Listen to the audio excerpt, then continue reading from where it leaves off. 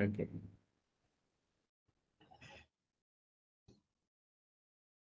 I welcome the audience to the seventh session of Science of Yoga lecture series. So we will begin with invocation recitation video.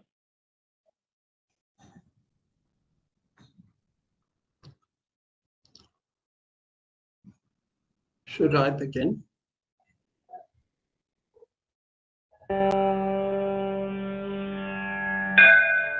Shri आदिनाथाय नमोऽस्तु तस्मै येनोपदिष्टा हठयोगविद्या विभ्राजते प्रोन्नतराजयोगम् आरोढुमिच्छोरधिरोहणीव योगेन चित्तस्य पदेन वाचाम् मलं शरीरस्य च वैद्यकेन योपाकरोक्तं प्रवरं मुनीनां पतञ्जलिं प्राञ्जलिरानतोऽस्मि पतञ्जलिं प्राञ्जलिरानतोऽस्मि अथ पातञ्जलयोगसारसूत्राणि अथ योगानुशासनम् योगश्चित्तवृत्तिनिरोधः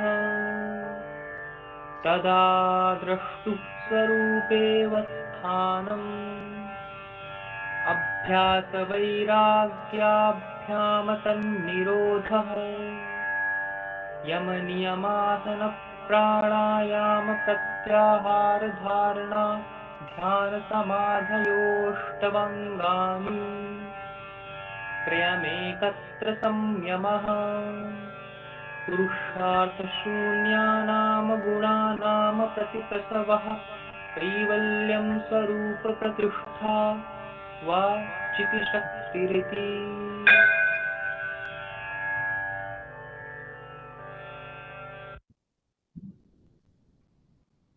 Thank you, Shruti, for the invocation video. I would just check once with Professor Anil if he is available. Okay. Yes, Mahoday. Mahoday. So I just like to introduce Professor Alex Hankey, Professor Anil. So Professor Anil is a professor in physics department. He is working in nuclear physics, and he was very interested to join the lecture since you are also a student in physics from physics actually, and so that's why he is here, and maybe he wants to have one or two words with you, Professor. Yeah. So thank you so much, Professor Soham Mahoday and Professor Alex Hankey. It is really our pleasure to have you over here. Thank you. It is well known that for the last few years, a lot of interest is coming up from the young generation to identify their roots and the significance of the civilizational related thought process and Indic wisdom for the betterment of an individual and also as a community. So as part of this, our institute started introducing courses and also research related to Indian knowledge systems. And as part of that, IKS committee decided to organize this Science of Yoga lecture series so that we can have some inputs, guidance, and interaction from the experts like you. We are really honored to have you here. I'm eagerly looking forward to listen to you. Thank you so much. Thank you. Thank you. I will now formally introduce Professor Alex to all the participants who are here. Professor Alex Hankey was a former professor of yoga and physical sciences in S-VYAS, Bangalore. He has a MA from Cambridge and a PhD from MIT. He joined Maharishi International University in 1973 and worked for Maharishi Mahesh Yogi for 30 years. Since 2007, he has conducted research on Ayurveda and Yoga in India. His results bridge the gap between Ayush and biology, creating a new integrative biology. He has published 130 articles and book chapters, and he is on the Stanford 2% list of publishing scientists. So we have a great academician with us who has come from MIT, Cambridge, and is on the Stanford 2% list of publishing scientists, and working on a very interesting topic to integrate Ayush and biology. And formerly, he was professor of yoga and physical sciences in S-VYAS, which is a very prominent institution of yogic sciences in our country. So we have such a person of diverse interest and diverse academic pursuits with us. And I would also like to mention that he was not he is not at the best of his health at this moment, but still he could manage time for us, and he has been very kind to be here and would like to spend some time with us. So I would hand over to Professor Alex Hankey to start with his lecture. All over to you, Professor. Thank you, Professor Chakraborty. The subject of yoga is not just of interest in India. Everyone knows that yoga is so widely practiced throughout the world that when the Indian Prime Minister Modi proposed to the United Nations that there should be an International Day of Yoga in 2014, that the subject was immediately taken up, and there are now something like 200 nations around the world who participate in the International Day of Yoga. What is less known is that in 2012 and 13, the Portuguese Confederation of Yoga started by having a day of yoga on the 21st of June, and that the superb quality of it attracted Dr. H.R. Nagendra, the Chancellor of the Yoga University, and that the immediate result was that it was adopted by PM Modi because H.R. Nagendra persuaded him that this would popularize India's stance completely around the world. So the BJP government gave absolutely full support to an International Day of Yoga, and I've celebrated it in many different places, but particularly my native London in the UK. And there have been some very interesting things that have transpired.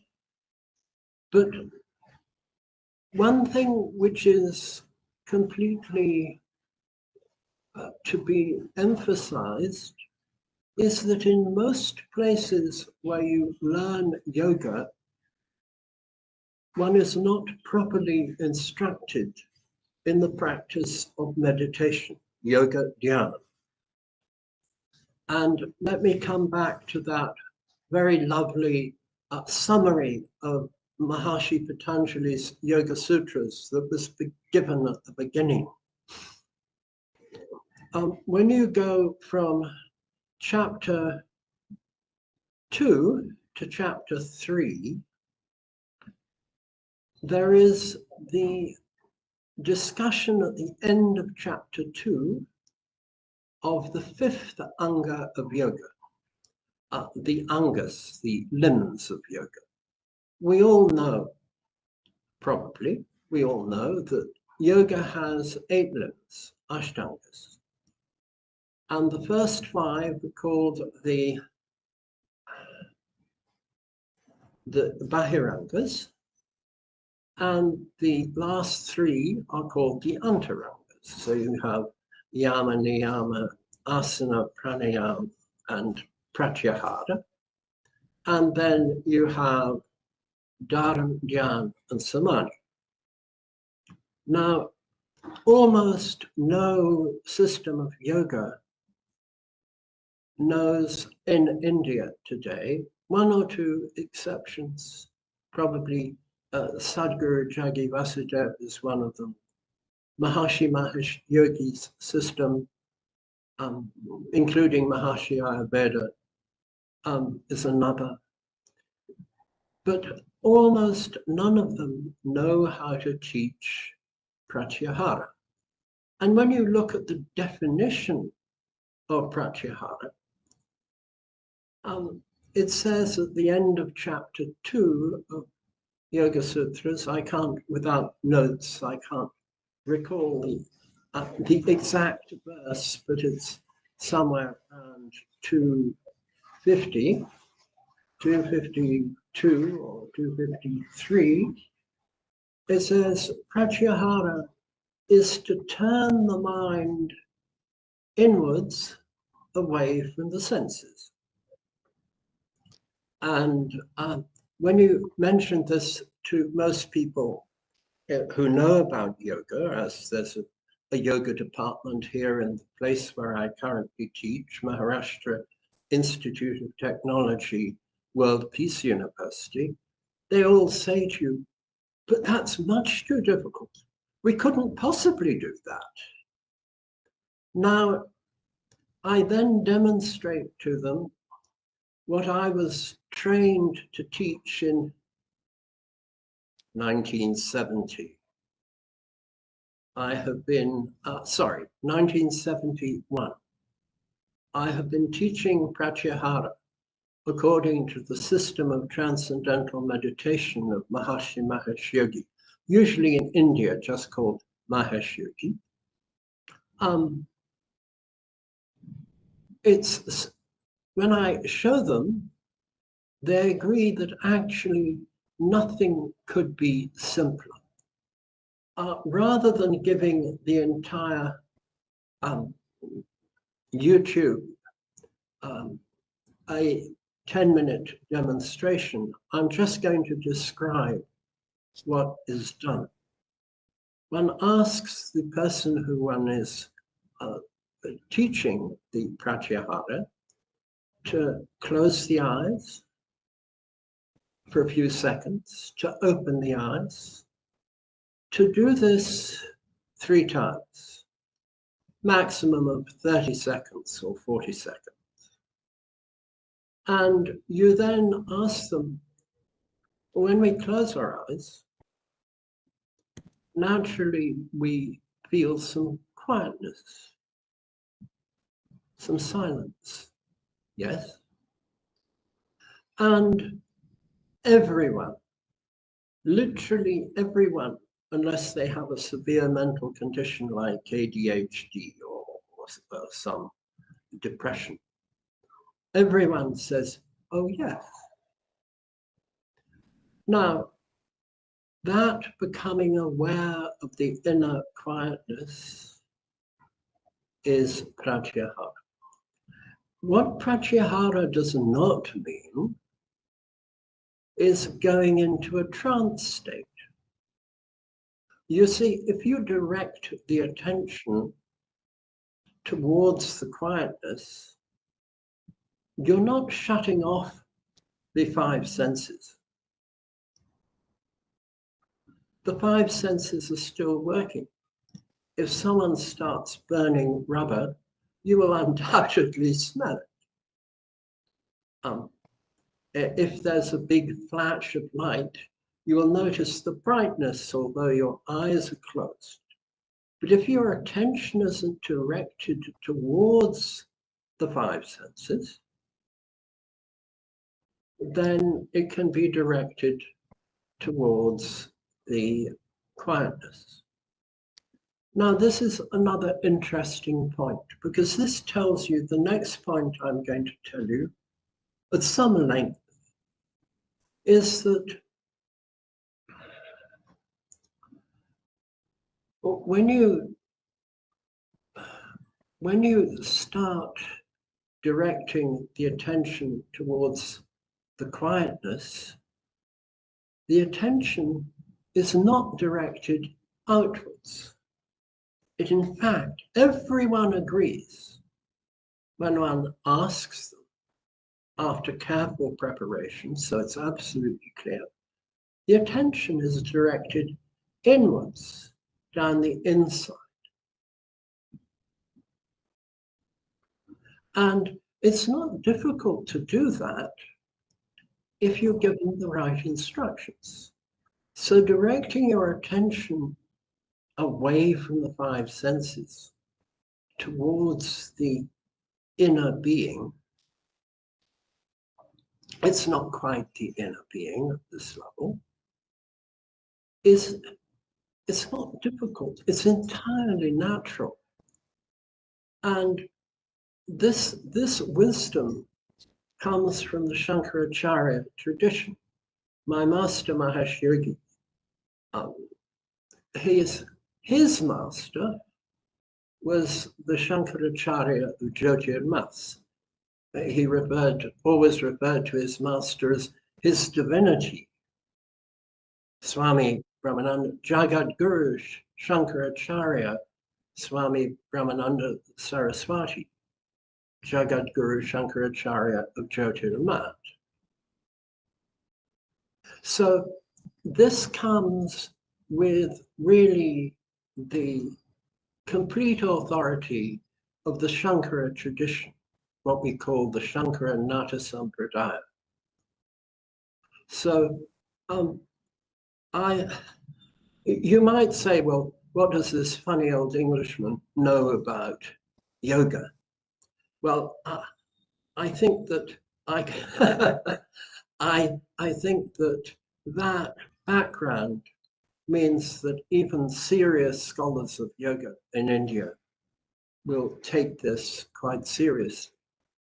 But it is, in fact, quite difficult, because when you look at translations of the Yoga Sutras, and I'm just in the process of finalizing a translation that I have done with my last student at the Yoga University, Radha Saneji, who is currently doing tapas in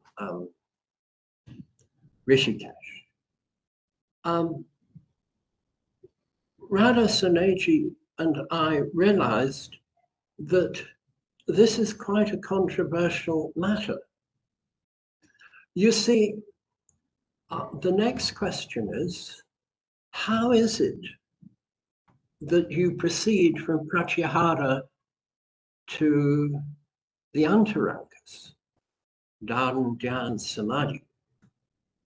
When you look at Swami Vivekananda, who quite rightly said, man is born to become divine, meaning not just in this lifetime, but proceeding according to Sanatana Dharma, Dharma, Karma, Artha, Moksha, proceeding lifetime by lifetime through the four Chaturveda Purushada, the four phases of life, then you are able to gain a very deep appreciation of what life is all about. In Western religions, we say, oh, God is in his heaven and I am on the earth. But in fact, it's very clear that in Vedic religion,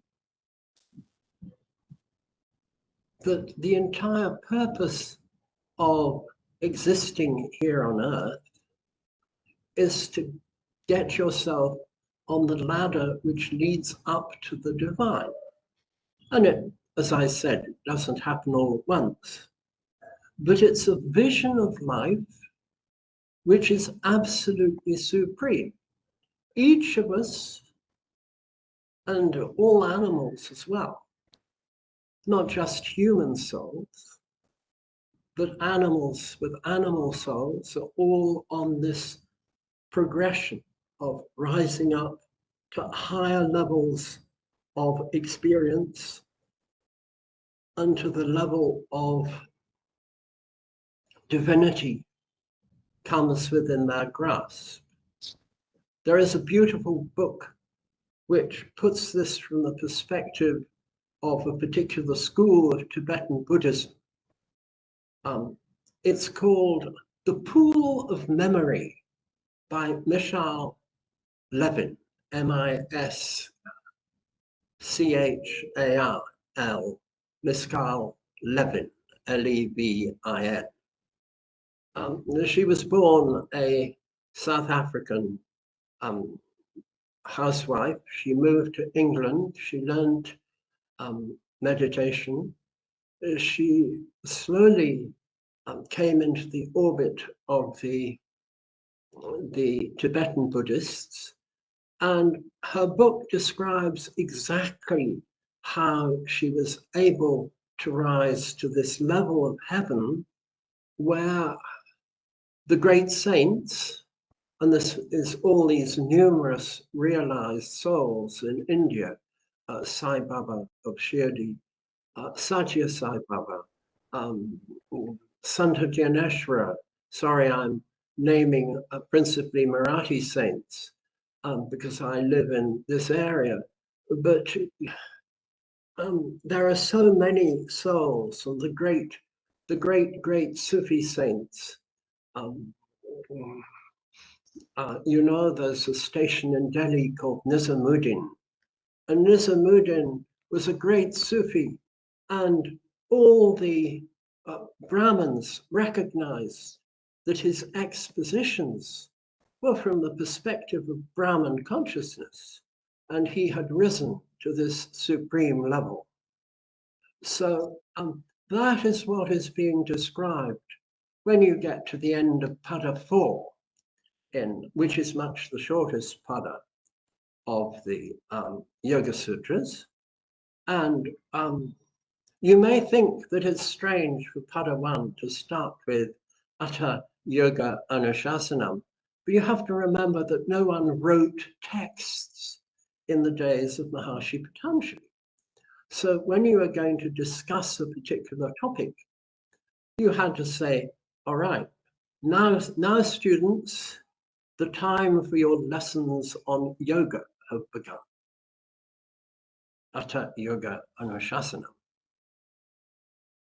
And then it says in a really beautiful and brilliant way,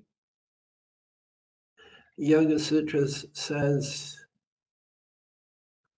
Yoga Chitta Vritti Nirodha. And we would naturally state that in colloquial English as the purpose of yoga is to get rid of the fluctuations of the mind. When the mind is fluctuating and causing disturbances, we have no inner peace. We are tossed on the waves of thoughts and misapprehensions. When, on the other hand, the chitti vrittis nirodha, and they settle down, nirodha, peace of mind becomes available. And one of the ways of translating the third verse of Yoga Sutras is to say, slightly cutting to the final point, then the inner light can shine forth.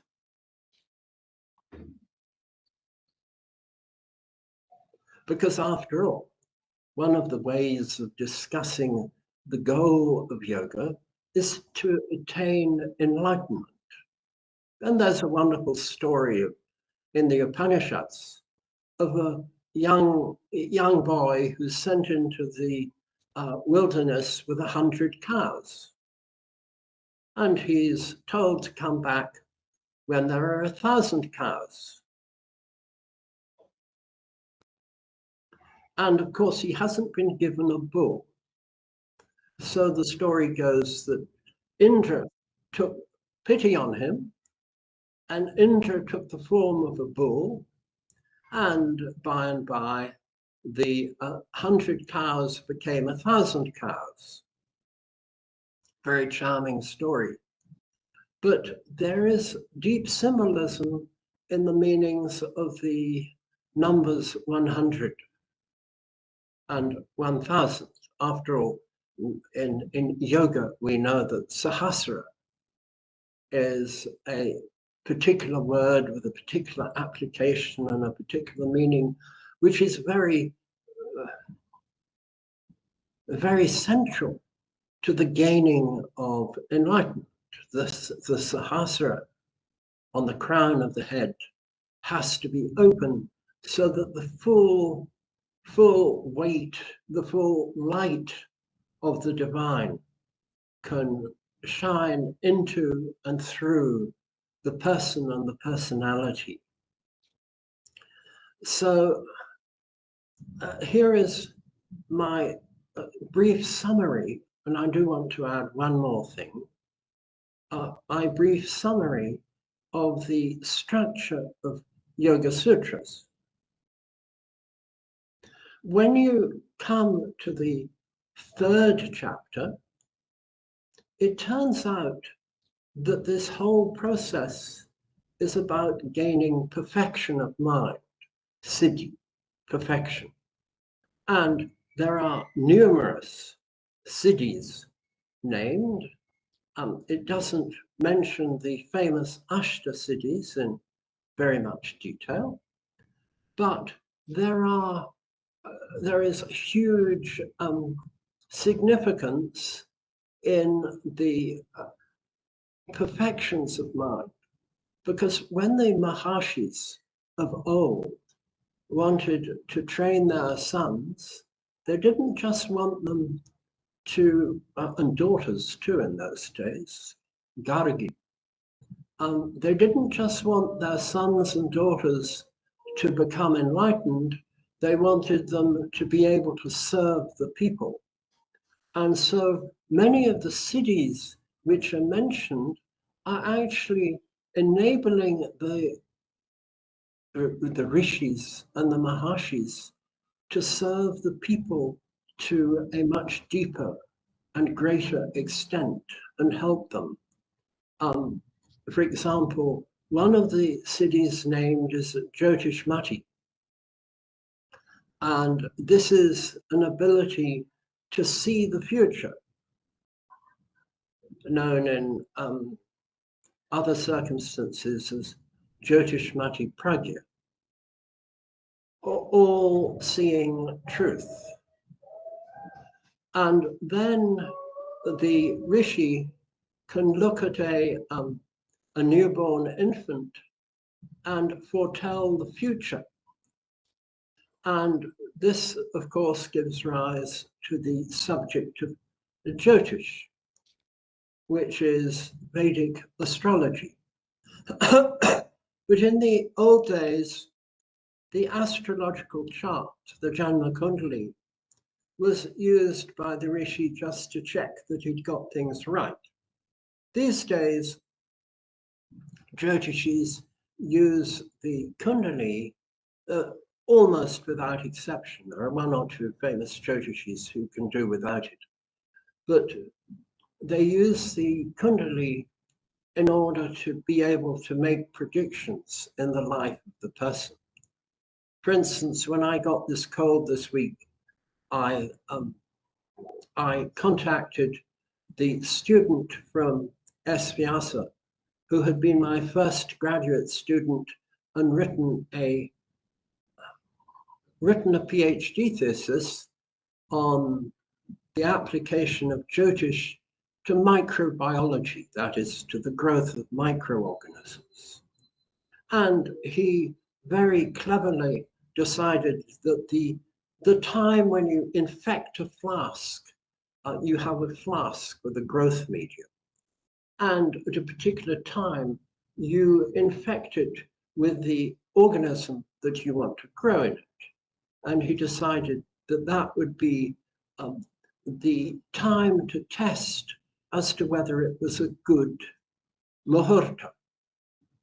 And it turned out that he was right. And so that was the first discovery made, that if you wanted to do Jyotish with microorganisms, you looked at what we subsequently called the toffee, not that nasty sweet stuff or nice sweet stuff, but time of flask infection, TOFI. So there you had a absolutely major discovery. And all these organisms, their growth rates are either helped or hindered by particular planets. Grahas. Rahu slows everything down. Shani tends to slow things down. Guru enhances the growth of microorganisms. Chandra has an equally amazing effect. Chandra, when strong, enhances the growth of microorganisms and completely negates the effect of Rahu. Now you say, why should this be? How could it be that Chandra, when strong, can stop nasty old Rahu? Well, it turns out that if you look at Navaratri and the various chants that you sing to Mahasaraswati on the first 3 nights, Mahalakshmi on the second 3 nights, and to Mahadurga on the third 3 nights, each of these forms of Mother Divine kills off one or more major demons which hold us back in this life. So it was I actually who pointed this out to Ramesh. These things in the ancient literature, in the ancient tradition, hold very, very profound meaning that can actually be interpreted in the laboratory. And so when I contacted Ramesh and he said to me, oh, excuse me, you have a condition which will last for the entire Paksha, the Krishna Paksha. And you have to be very careful. Then it was clear that he was being quite accurate in what he was saying. That's one of the reasons I wasn't looking at emails today. I was taking it very easy and forgetting about what other information I had been sent. But here we are. And so let's now proceed to Pada 3 of the Yoga Sutras. And Pada 3 of the Yoga Sutras says, it starts with a definition of dharana, jnana, and samadhi. And it then goes on to talk about the 3 parinamas. Nirodha parinama, the mind settles down. The samadhi parinama, essentially the mind continues in the silence, undisturbed. And then ekagrata parinama, where the mind, if it has a thought, it will be the same thought that was there previously, which arises. And when we perform the TM Siddhi program as taught according to Maharishi Mahesh Yogi,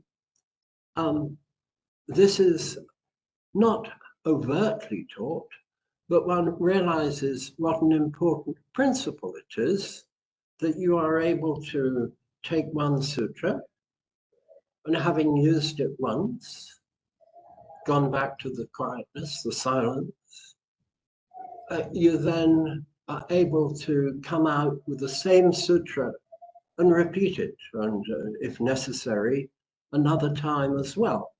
And that happens quite effortlessly and automatically, because that is the nature of the mind once it is used to the process of going to the silence. Now, I'd like to clarify another point. In the same way that locating the inner quietness is spontaneous,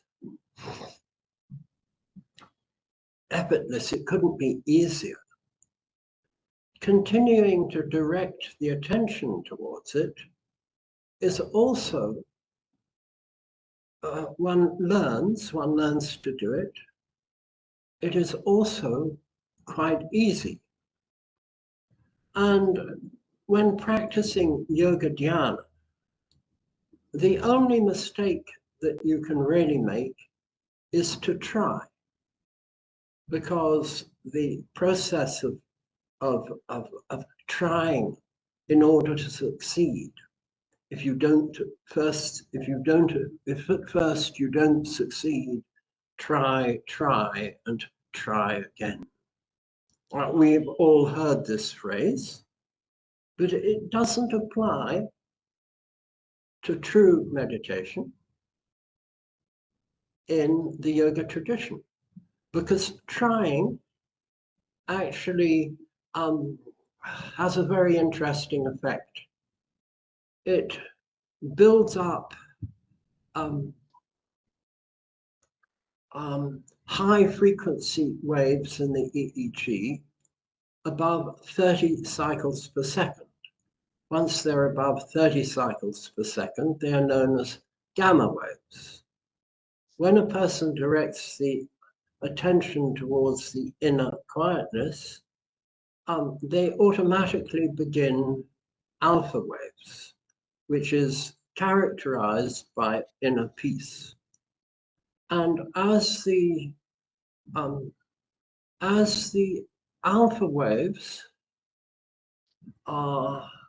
continue, there is a tendency for the dominant frequency of the alpha waves to decrease.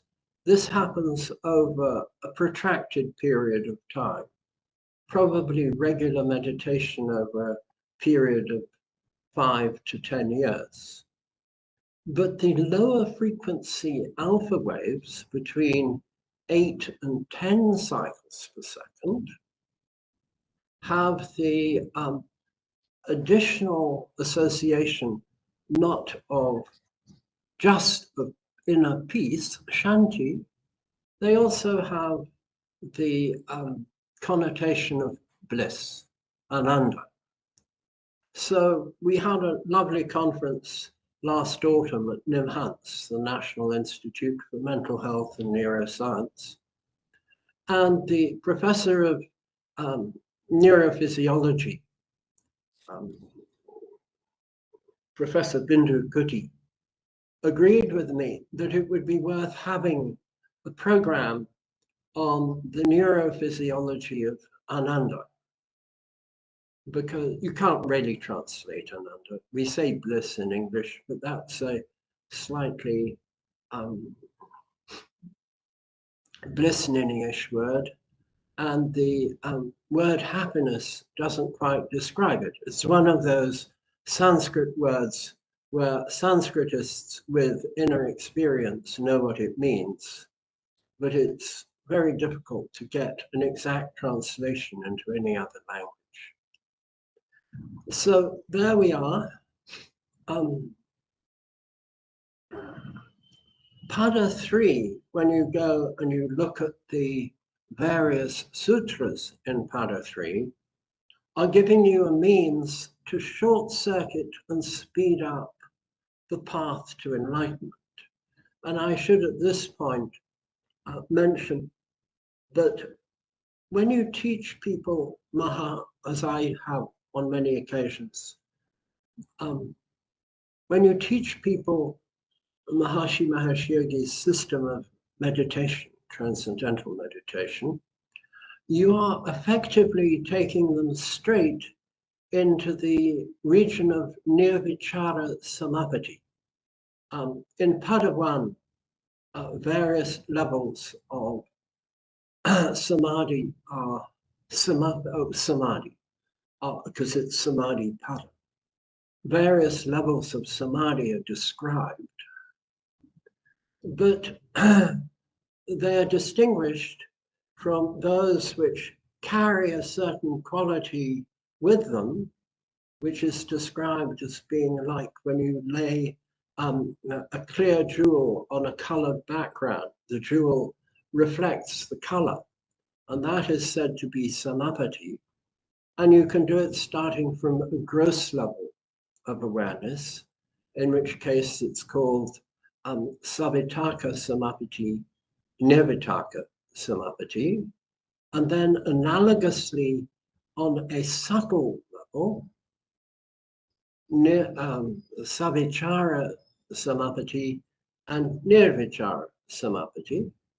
And these are all levels in which the natural creative intelligence of the mind is active.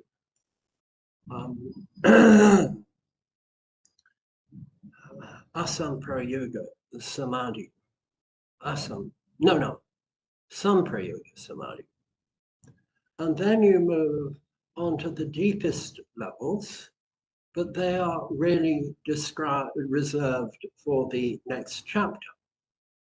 But very interestingly, Yoga Sutras say once nirvichara samapati is mastered, you gain access to the level which cognizes only truth, Ritambhara Pragya.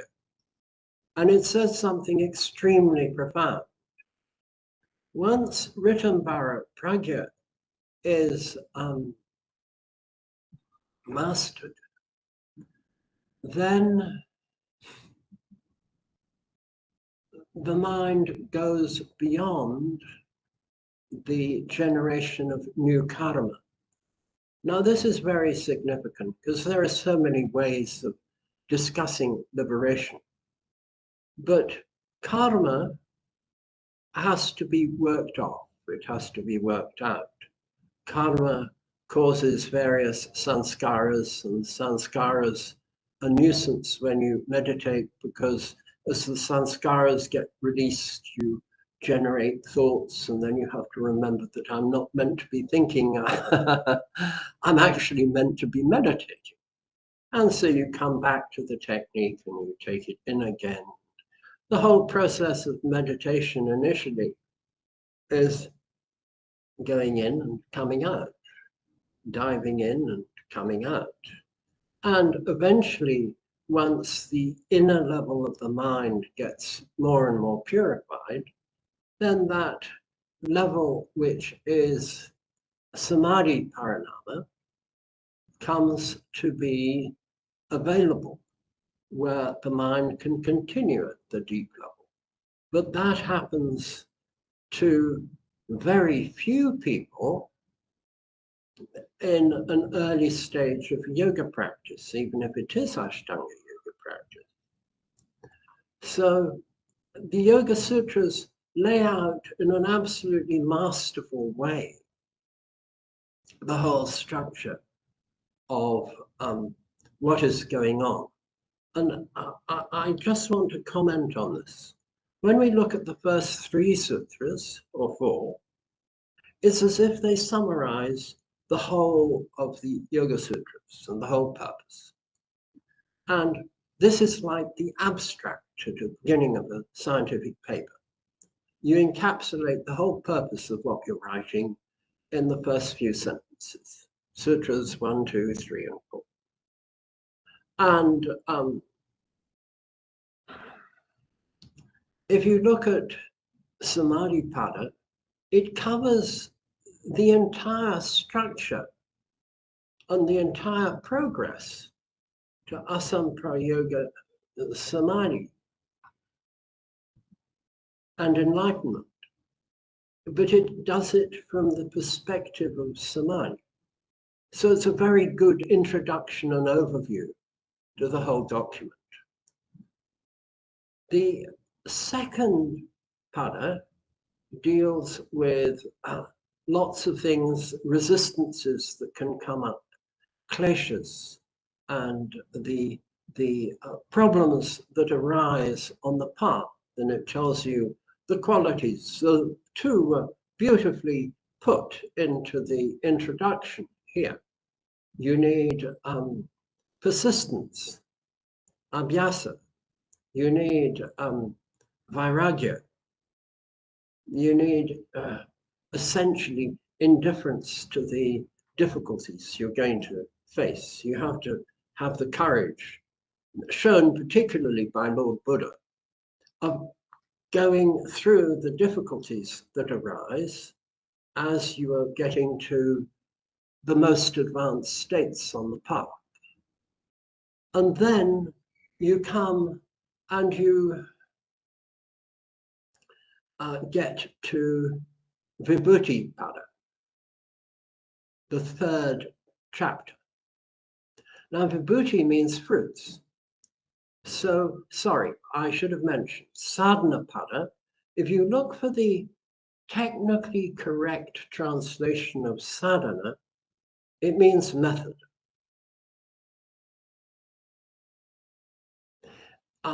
Vibhuti, which means fruit, can translate as results. And when you look at Kaivalya Pada, the essence of Kaivalya Pada is that it discusses and resolves any questions about the difficulties on the path. So you have this, you have the layout of Yoga Sutras is you have an abstract, you have an introduction, you have methods, you have results, and then you have a discussion. These are the classic ways that you lay out a scientific paper. If I have to write a scientific paper, as I have to at most weeks of the year, well, twice a month, these are the sections of the scientific paper. So what this means is that without being told the way it's best to set out an intellectual presentation, Maharishi Patanjali lays out his whole presentation of yoga in the most up-to-date fashion, which modern scientists would recognize to be relevant today. And I find that completely, absolutely stunning. It shows you what an instinctively fabulous intellect Maharishi Patanjali had. Now, I do want to mention something else about Yoga Sutras. There are 16 famous Yoga Upanishads, and Rajasaneji and I set about translating some main sections of the Yoga Upanishads. What you find when you go through the Yoga Upanishads is that almost all aspects of Yoga Sutras are to be found there. So essentially, Patanjali was a scholar. He was taken all the sections in all the Yoga Upanishads, and he had summarized them and ordered them to make the whole thing transparent in the, whatever it is, 196 sutras of Yoga Sutra. And that in itself is a very, very remarkable fact. He wasn't in any way pretending to do something new, he was actually summarizing and presenting in the most succinct, logical, and beautiful and scholarly way, in a way that we recognize today if we're doing modern science, particularly like me, theoretical science. Now, I've spent a very long time here talking about traditional yoga and trying to convince you that actually yoga is the most extraordinary scientific system. But of course, unless you can put it in the terms of modern science, modern scientists will be inclined not to take it too seriously. After all, if you go to the average US scientist at Caltech or the University of California, Berkeley, or University of Chicago, or wherever it might be, Houston, University of Texas in, it could be Houston. They don't take ancient knowledge as something that has intrinsic truth to it. It has to be tested by the modern scientific method. And showing that when you correctly interpret the ancient terms and you are able to present them and test them, they pass the test. And so the whole system then gains scientific value, is a tremendous step forward.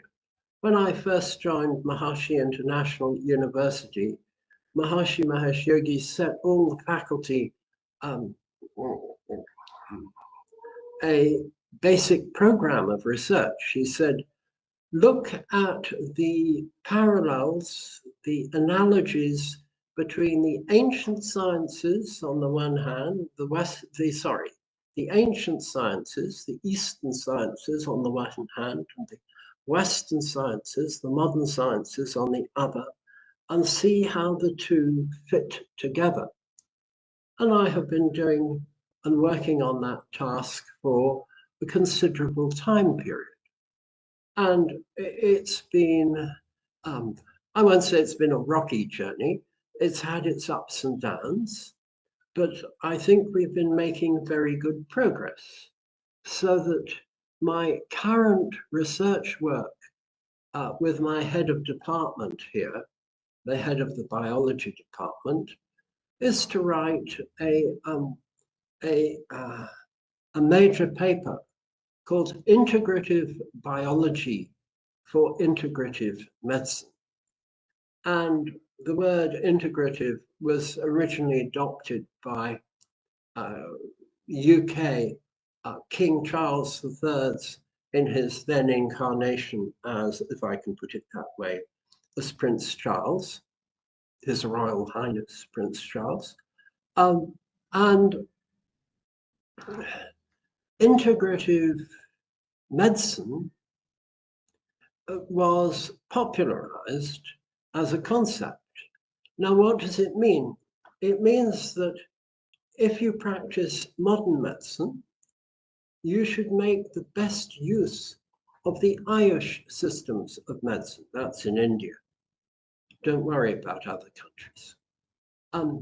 So if you take the Ayush systems, and there are 7 of them, Ayurveda, Yoga and Naturopathy, that's Y, Unani, Siddha from Tamil Nadu, and Swarigpa from Tibet, which are analogous to Ayurveda, and homeopathy, then you ought to be able to choose the system best suited to the patient.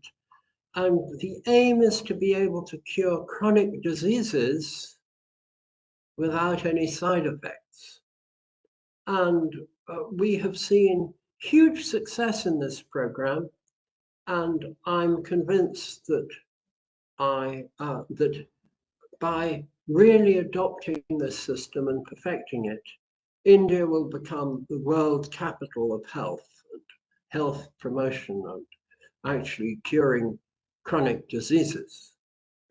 And the very unfortunate side effects from modern drugs, which we now understand the reasons for them perfectly, will be a thing of the past. But in order to do that, you have to have well-developed understanding of each of the Ayush systems of medicine. I like to start with naturopathic medicine, because naturopathic medicine says, look, the body has the physiology, has the ability to cure itself.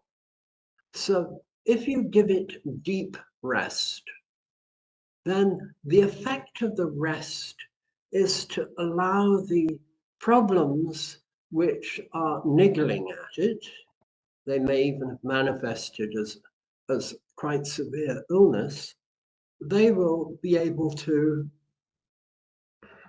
resolve. And naturopathy suggests that you should do fasting, because the digestive system is quite taxing on the whole body. And so you don't actually, if you don't eat, you can survive extremely well. And after 2 or 3 days, all the energy that went into digestion gets put into curing the illness. And it works extremely well under certain conditions. And now what yoga says is that, look, we not only have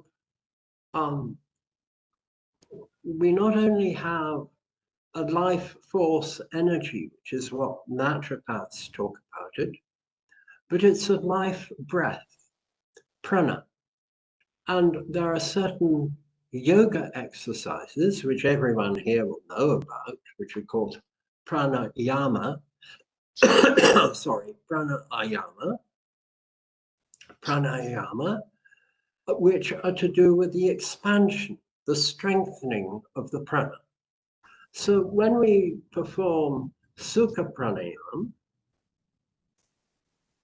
or Anulom Vilom Pranayam, you are actually fortifying the prana in a way which is going to drive out the disease. So yoga starts with understanding the principle of self-healing and then building on it with the resources made available by Maharishi Patanjali.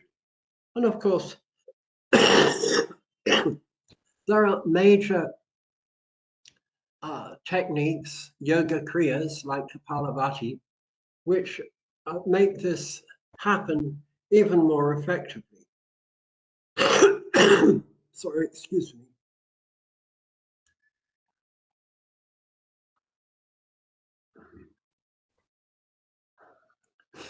So when you come to Ayurveda and Siddha and Swarikpa, they add this very beautiful analysis that the body can be understood in terms of 3 major functions. These functions are called Vata dosha, Pitta dosha, and Kapha dosha. And the texts of Ayurveda say when they are not vitiated and acting as doshas, they are actually dhatus. They are fundamental supports of the physiology. So you take the Ayurveda principle of Vata, and it's clear that it's to do with the input and output, which is I'll explain later. And when you take pitta, it's a processing. It's often thought of as metabolism, but the entire digestive tract depends largely on pitta. Ranjaka pitta is the process from the liver, which enables all the digestion to take place, the digestive enzymes which get activated in the stomach. And then you have kapha, and kapha is to do with lipids and carbohydrates, saliva, and the mucus in your system is kapha, to do with lubrication. And these are molecules which are naturally used for storage of material, of energy. And so when you look at these three principal functions, input, output, processing, and storage, you find that they cover the entire structure of the three principal systems functions of open systems. And since every organism is an open system, feeding and excreting, if it's aerobic, breathing in and breathing out, these processes are absolutely natural. And these functions of Ayurveda cover the principal functions by which all organisms can be seen to operate. And they do it on a holistic level. And then you find that instead of regarding the system as just a bunch of molecules which interact with each other, and the interactions happen to make a living organism, the system has to integrate these functions in such a way that life doesn't go on unless they're functioning in an integrated way. So the entire secret of life is that it's integrating this function in a very deeply profound way.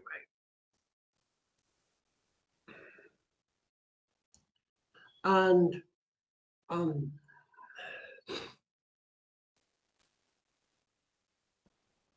when we talk about integrative biology, we're beginning to build up this idea of a holistic structure of life so that it completely reflects all the qualities that we learn about life from yoga, from Ayurveda, and from all the Ayush systems of medicine. Now, what the Indian government is now planning, which is to teach integrative medicine, is that every medical student will attend the medical college of their choice. There will be essentially a common syllabus. They will study all the biochemistry and molecular biology for the modern system of biomedicine, modern medicine. They will also learn all the principles like the Tridosha and the Saptadhatus and so on of Ayurveda and Swarupa, and all the pranas of Ayurveda and Yoga, and the upapranas, which are particularly emphasized in Siddha medicine. And they will have them all so that when they reach their graduation, they will be able to choose between becoming an ordinary doctor, if they want to pursue modern medicine, which has its advantages in certain places, or they will be able to go into one of the fields of Ayush. And each field of Ayush will be treated on a par, on the same level as the new level, as the specialties in modern medicine. You become a nephrologist or a neurologist or some other kind of ologist.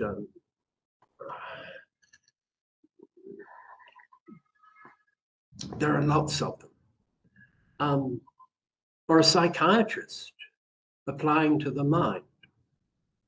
And with any luck, instead of regarding the mind as a machine, once one has learned the holistic structure of the mind and all the intricacies of yoga, you'll realize, and the intricacies of Ayurveda, that we are dealing with a system which is genuinely holistic.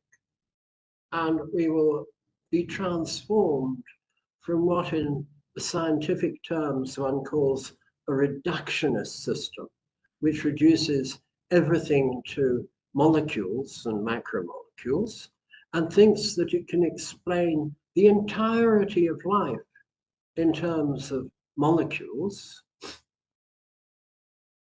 And that will be amplified by a certain second layer of understanding, which is not to do with genes and genetics, but with what is called the epigenome and the epigenetics, which regulate the turning on and the turning off, the upregulation and the downregulation of the genes. And you'll be able to understand that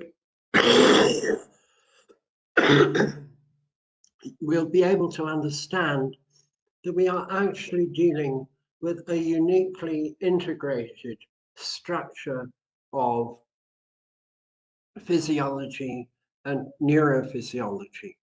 And one could launch from there into a lengthy exposition of what is called fractal physiology, but it all gets very obscure. So I think at this point, I can say that I've given you a vision, not only of the full richness of yoga and how Maharishi Patanjali laid it out and the background to that and how he masterfully explained in a fully scientific mode of intellectual communication the entire structure of life and Sanatana Dharma. And that translates then into how modern medicine is going to become an integrative system of medicine, which offers all the advantages of the Ayush systems, along with the not inconsiderable advantages of modern detailed understanding. And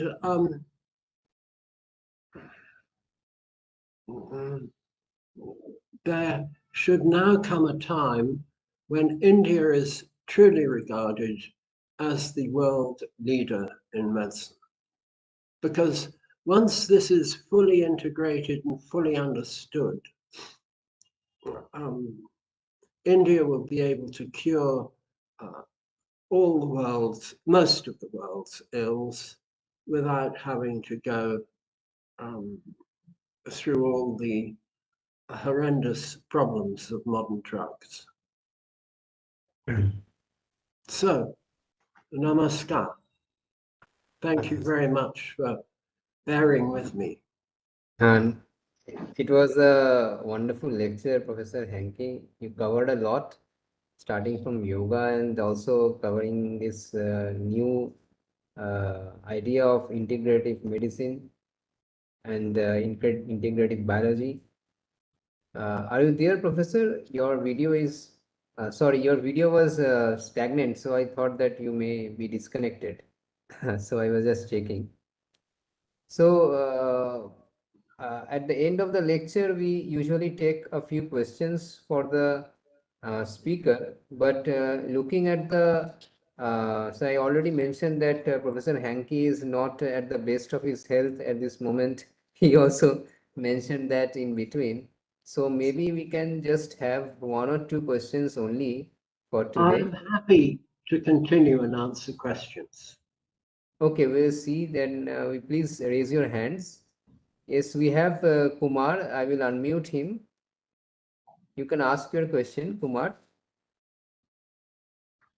Very much. Thank you for an interesting lecture today. I have a question.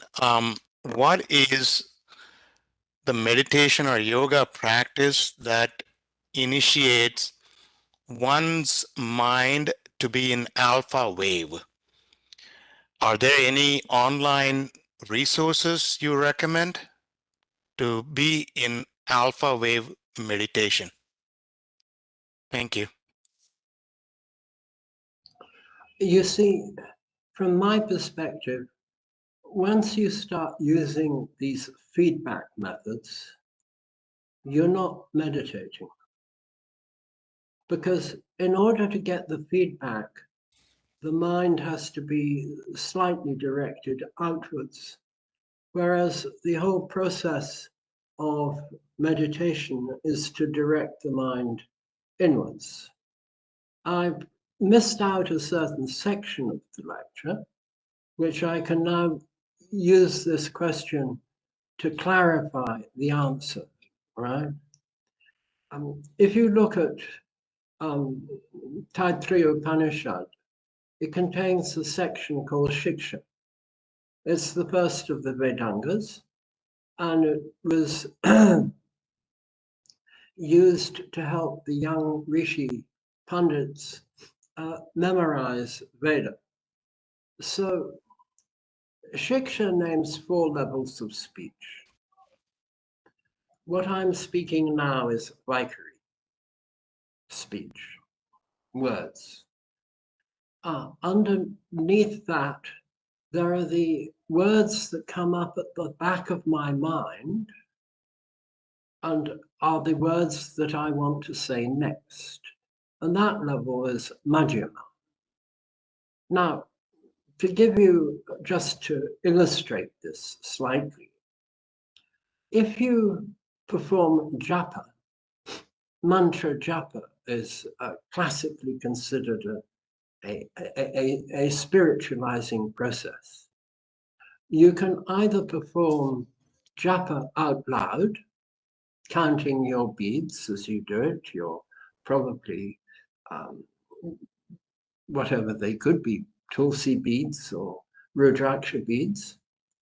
And you then go to a mental level. You don't actually speak it out, but you do mental japa. That's at the level of Madhyama, which is put at the level of the Vishuddhi. Now, if I say to you, there's a deeper level of speech than that, it's actually unknown to the Western philosophers of speech and so on, linguistics. It's called Pashanti. And it's traditionally said to be at the level of the Hridaya, the spiritual heart. And underneath that is a level which is called Para, which is the transcendental level. And Para translates either as transcendental or supreme. What one is doing in the process of meditation, the practice of pratyahara, in fact, takes you directly to the Pashanti level. That's where the quietness is first experienced. And then if you introduce your mantra or whatever technique you have been given to use, it could be an image of your Ishta Devata, which Maharishi Mahesh Yogi used originally in India. You take the person to you start that at Pashanti, but it's only an idea of the mantra. It's not the japa level of the mantra, it's the idea level of the mantra. And if you then let that fade, dissolve, become obscure and vague and disappear, it actually, because of the nature of the mantra, carries you through to para, the transcendental level, which is a level of infinite intelligence and infinite, Maharishi used to say, infinite silence, infinite creativity. These things happen automatically. So the process of meditation isn't something that requires trying. It goes by itself. And once you introduce pratyahara, you get to the level, and you know you're at the level, because that is also knowledge is there.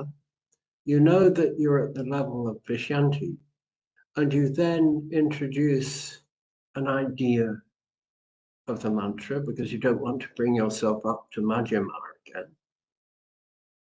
Then the refinement, the nature of mantra is that it naturally refines by itself, and it carries you into para, the transcendental field. I'd like to illustrate this with a famous story from Ramana Maharshi, the great saint from Tiruvannamalai in Tamil Nadu.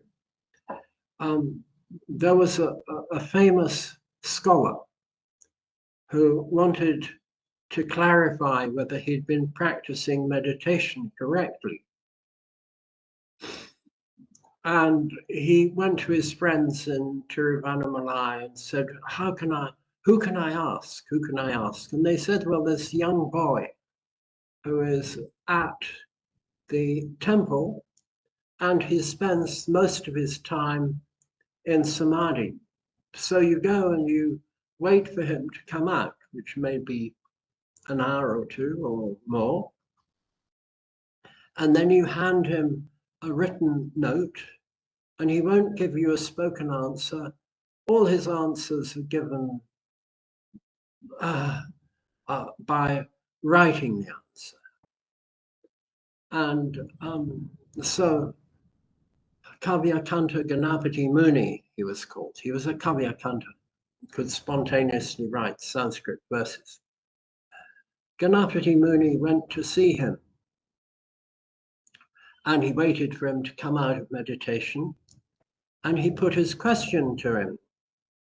He said, please, sir, I've been practicing tapas for 10 years, and still I do not know the meaning of the word tapas.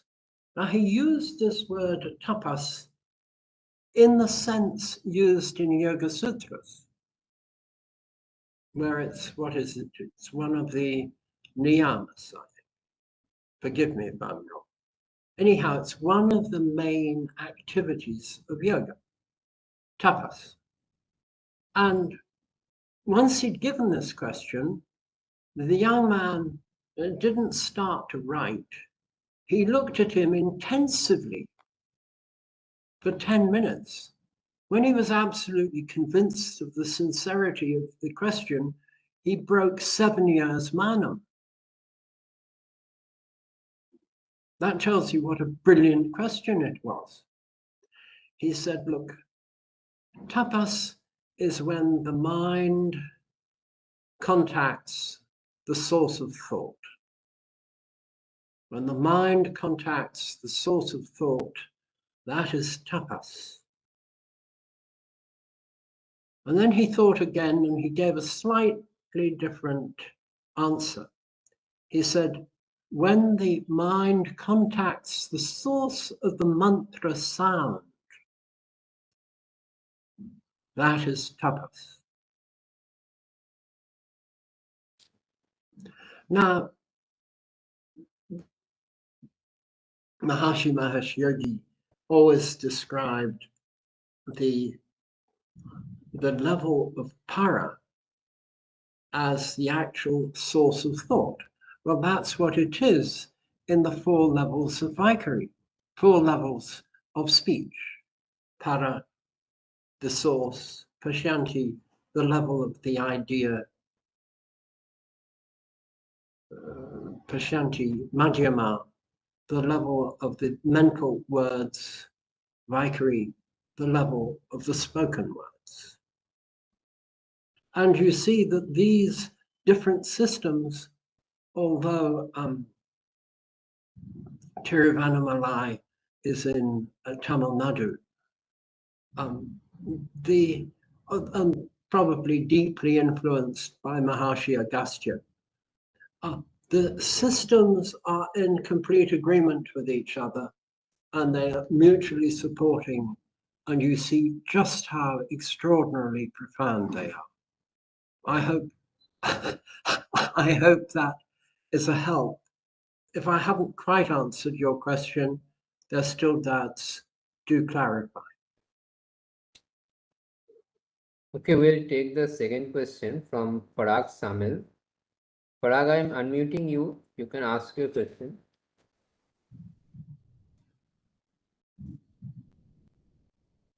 Hello, Anyway, am I audible? yes, I can hear you. Yeah. Thank you very much, Dr. Alex. You have enlightened us intensely on the depth of the yoga system. And I have one question regarding the transcendental meditation, which was introduced by Maharishi Mahesh Yogi. In my earlier days, I used to do a lot of practice on that also. But I want to know what is the levitation and how does it happen? You know, when you read Yoga Sutra Pada 3, I forget which exact sutra it is, but it's talking about this process of samyama. By samyama, on the relationship between the body and the akash, and the feeling of lightness like cotton wool,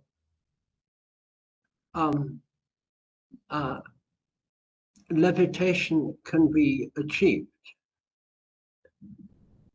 Now, the actual level of meditation, of degree of levitation that is achieved, is said to come in 3 different stages. In the first stage, there is a tendency for the body to rise up, and it's partly physical, and it produces a kind of hopping, and that has been widely portrayed. And it produces a great deal of bliss, and it lightens the entire structure of the physiology, but it only removes the Mahabhutas like Prithvi and Jal extremely slowly. You don't suddenly find you can fly. And the people I know within the TM organization still experience this level of purification of the Mahabhutas. You can only truly rise above the force of gravity when the entire structure of the physiology has risen to a level where it's no longer affected by this very basic force of gravity, which keeps us within the boundaries of space-time. As a physicist, I say with some confidence that the entire structure of space-time is built around the property of gravity. It's what holds the entire universe into a unity. All the people on Earth are held down by gravity, and the Earth and the Moon are dragged, are kept in orbit around the Sun, like the other Ashtagrahas, sorry, less than that, 6 grahas are kept in orbit round the Sun by gravity. And we are all held in orbit around the galaxy, and the galaxy is connected to the clusters of galaxies, cluster of galaxies and the supercluster of galaxies. And in the end, the entire universe is held together, if you like, as a unity in diversity. But it's held together by inertia. What is the what's the Sanskrit word for inertia? Jadatua. Tapas. Well, whatever you like. Sorry, tamas, not tapas. Tamas. So somehow we have to rise above all the lifetimes that we've had this heaviness about us. And what is one of the chief causes that has kept us bound as a soul to coming back lifetime after lifetime? It's abhinivesha. It's the fear of death. And Maharishi Patanjali's comment on that is extremely amusing. He says that even great scholars, for all their scholarly knowledge, don't necessarily overcome fear of death just from scholarly understanding. You have to be someone like Nachiketas, who is actually given a tour of the afterlife by Yama. And then you realize that when you die, it's not the end, and it's probably going to be a rather nice experience anyway. So you're no longer afraid of death. And there are wonderful stories in the website on near-death experiences. Thomas Benedict, if you haven't read it, go to nde.com, near-death-experience.com, and look up Thomas Benedict, Benedict. Wonderful, wonderful account. Next question. Thank you very much, Dr. Alex. Yes, I think then questions are no more questions are there in with us. No more hands risen. So possibly we can end the lecture today here, and we have taken a long time, and you have also given a brilliant lecture. In spite of your health being not at the best, you could actually manage to be with us for more than 1.5 hours. Oh, wow. Yes, sir. And It has been a wonderful lecture. I am very sure that many of us have been enlightened with your talk, and we understood the very fine nuances of the Patanjali Yoga Sutra, and also are introduced with this new idea of the integrative medicine and integrative biology that India is undertaking now, and we are very hopeful that future doctors will train themselves in this system of medicine, and we can look for a better and healthy future for not just India but for the whole world. I request Shruti to formally close the session with presenting the vote of thanks. Am I audible? Yes, you're audible. Please go ahead.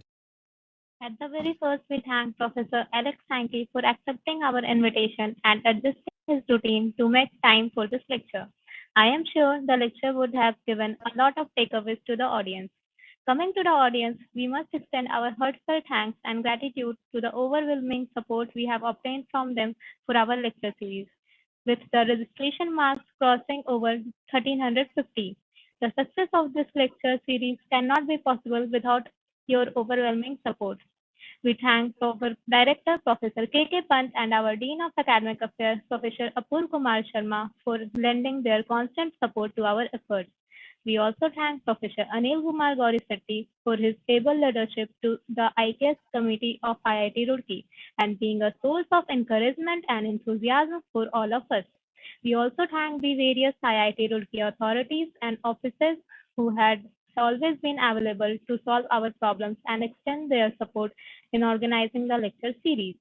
We must thank all the IKS student volunteers for all the background work carried out for the successful conduction of the program, starting from managing email communication to setting up webinar sessions. Also, special thanks to Dr. Gudev sir for creating the beautiful invocation video, lending his own voice in the recitation. Apologize to anyone whom I may have missed, but our heartfelt thanks extend to one and all who come together to make the event a success. Thanking again our esteemed speaker for sharing his knowledge and insights with us. I declare this session closed.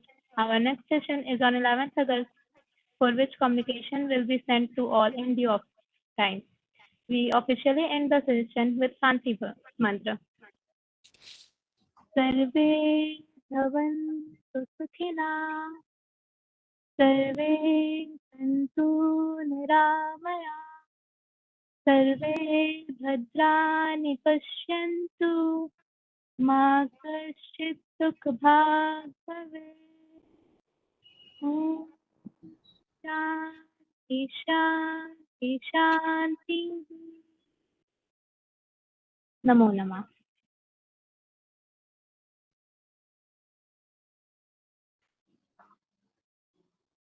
So here we close our session.